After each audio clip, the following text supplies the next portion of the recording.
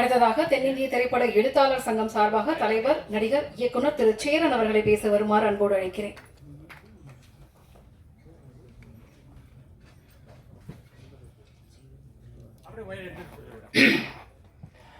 எல்லோருக்கும் வணக்கம்.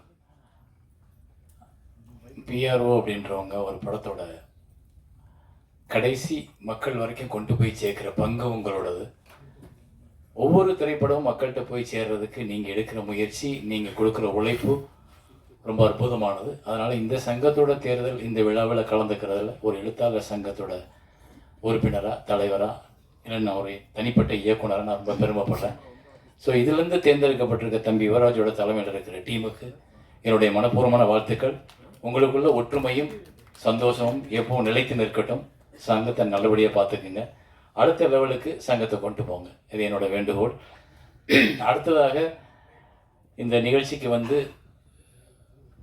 மத்தியில் அமர்ந்து ரொம்ப மென்மையாக எல்லாரோடையும் நல்ல சிரிப்போட அன்போட உட்கார்ந்து அத்தனை பேர்த்துக்கும் தோழமையோடு பழகிக்கிட்டு இருக்க அமைச்சர் அவர்களுக்கு என்னுடைய வணக்கங்கள்.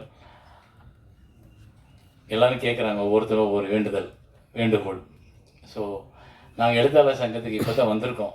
எங்களோட குழு எங்களோட பொறுப்பை ஏற்று ஒன்று ஒன்றா பார்த்துக்கிட்டு இருக்கோம்.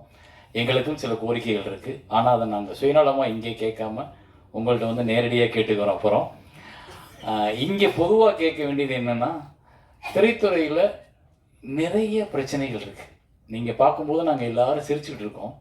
ஆனால் தனியாக வீட்டுக்கு போய் உட்காந்தா ஒவ்வொருத்தரும் ஏதோ ஒரு யோசனையில் முழுகிக்கிட்டு இருப்போம். ஒரு திரைப்படம் எடுத்த தயாரிப்பாளர் அதை எடுத்து ரிலீஸ் பண்ணுறதுக்கு 1000 தடைகளும் பிரச்சனைகளும் இருக்குது.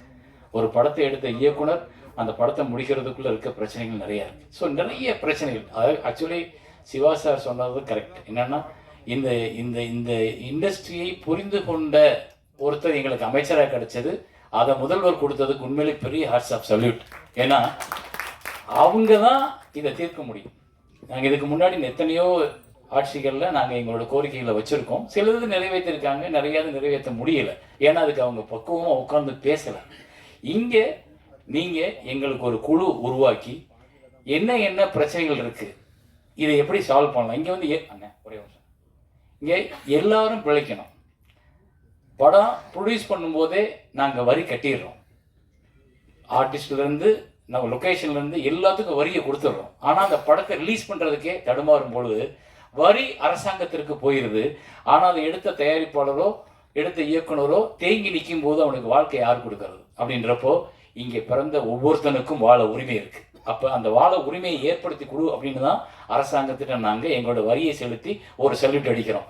அதுக்கு எங்களுக்கு ஒரு வாழ்க்கை வேணும். அப்படின்னா எல்லாரும் பிழைப்பதற்கான வழியை அரசு உருவாக்குவதற்கு நீங்கள் திரைத்துறைக்கு ஒரு குழுவை உருவாக்கி அதன் மூலமாக ஒரு 10 நாள் 15 நாள் எங்களோட டிஸ்கஷன் பண்ணிங்கன்னா என்னென்னலாம் இருக்குது, எப்படி எல்லாம் அதை சரி பண்ணலாம். இங்கே எப்படி எல்லாரும் சார் சொன்னார்லப்பா, ஒரு போலீஸ்காரர் வர்றாரு, வேணான்னு சொல்கிறாரு, செல்யூட் அடிக்கிறாரு, யாரும் கேட்க மாட்டாங்க, போங்கன்னு சொல்கிறார். அதே போல் ஒரு நாள் இங்கே திரைத்துறையில் எல்லாரும் நல்லா இருக்காங்க, எல்லாரும் பிழைக்கிறாங்க, எல்லார் படம் ஓடுது, எல்லா இயக்குனரும் நல்லா இருக்காங்க, எல்லா தயாரிப்பாளர் வீடு இருக்குது அப்படின்ற நிலைமை வரணும்னா அது இந்த காலகட்டத்தில் நடந்தால் தான்.